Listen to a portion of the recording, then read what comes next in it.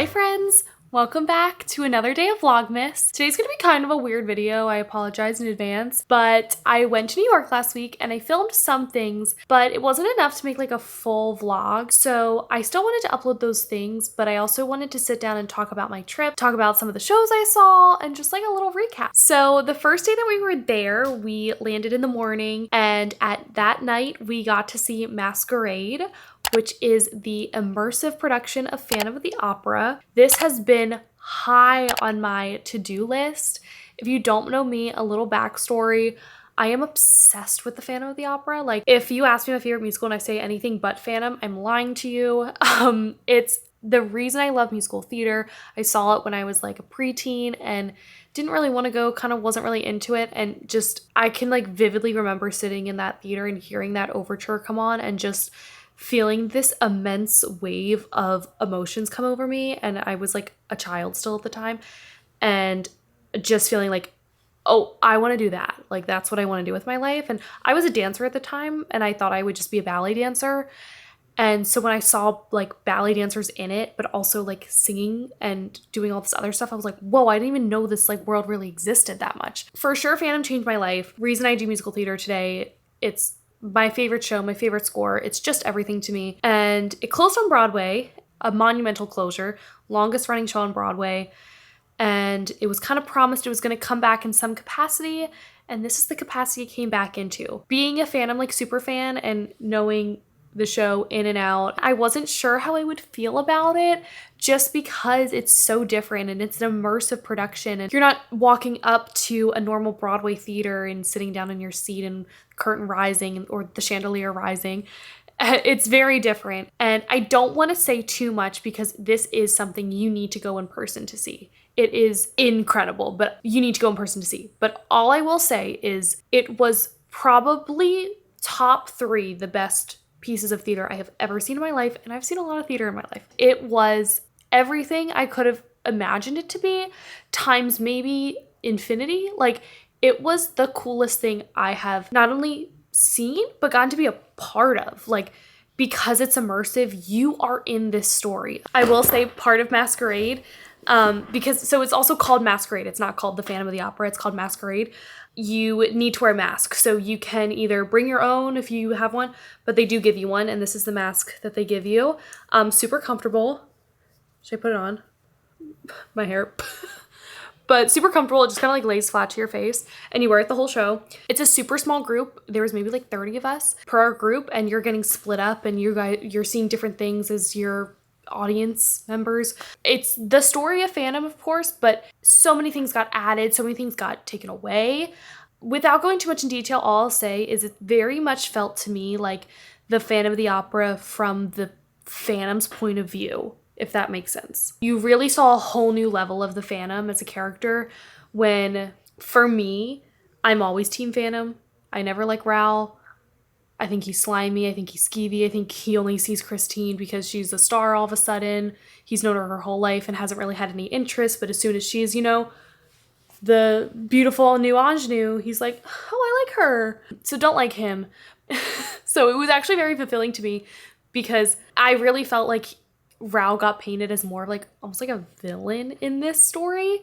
At least that's the way our actors this night portrayed it, which I really thought was cool because it added like a whole new level to the story. Truly incredible. As Kara said, it's kind of like the Broadway version of the Star Cruiser. Because it's just this like immersive, you feel like you're a part of it. You're being like thrown in all these different directions. You have to like talk to the actors. Like, it is amazing. We are already planning a trip back, but it was truly, I think, like the highlight of the trip because it was so incredible. And I was just so happy that it was so good, because I think if it wasn't, I would have just been a little sad because Phantom's not on Broadway right now in its traditional sense. But the fact that it's in New York right now in such a beautiful way, oh, so lovely. Highly, highly recommend. It's only there till March, so please go see it if you can. I could not recommend it enough. So we did that. Then the next night we got to see Death Becomes Her. Funny story. Kara and I were Death Becomes Her for Halloween. I'll insert photos here. And it was just so funny because I think when Kara posted it, she tagged them just being like, oh, like at Death Becomes Her, like, you know, happy Halloween. And I think at the time they might have like liked or shared it or whatever. weeks went by. I'm at work and I get a call from Kara and she's like, what the heck? Death Becomes Her just messaged me on Instagram and we won the costume contest. We didn't know a costume contest was happening, but apparently it was, and we got the top 3. So we got 2 free tickets to the show. So I've already seen Death Becomes Her back in August. Kara has seen it a few times and we got to go back for free and our tickets were amazing. They were right in the orchestra. We had the best time. That show is so much fun. I recommend that show to like anyone really, like tourists who come to see the show, tourists who come to New York for like the holidays who aren't really like theater people but want to just like have a good time. Go see that show. I adore it. It is hilarious. Just such a fun, feel good, funny show. And I forget what it's called, but the drink there that's like a cold brew martini, get that. It's so good. Then the next day we went to Bryant Park and I will insert that footage now.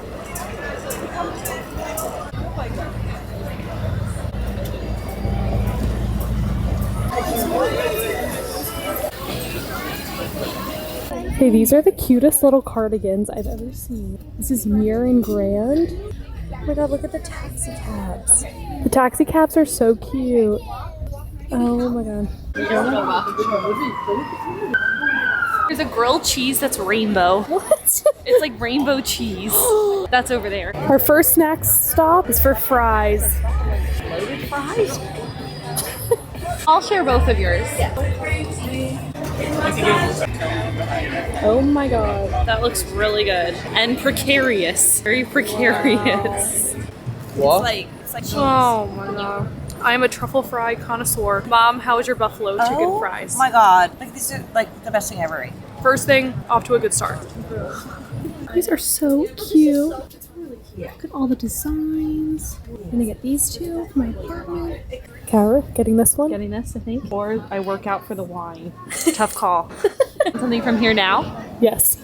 Okay, we're getting hot cocoa. We're starting at no chewing allowed, which is kind of like the place to be. But Kara has explained What? that it doesn't have. It doesn't have marshmallow or whipped cream. It's like you just get the hot chocolate. So if you like marshmallow or whipped cream, there's other places that do that. But here it's like just the hot chocolate. My mom is really upset because she was like, no, I don't care about that. But she loves marshmallow whipped cream. I do love marshmallow. The booth is up there and they have a little queue line and you order it on a little tablet. So it's kind of very efficient. $18 for one cup. Oh, That's for 2. This is called no chewing required. So. No chewing allowed. Oh.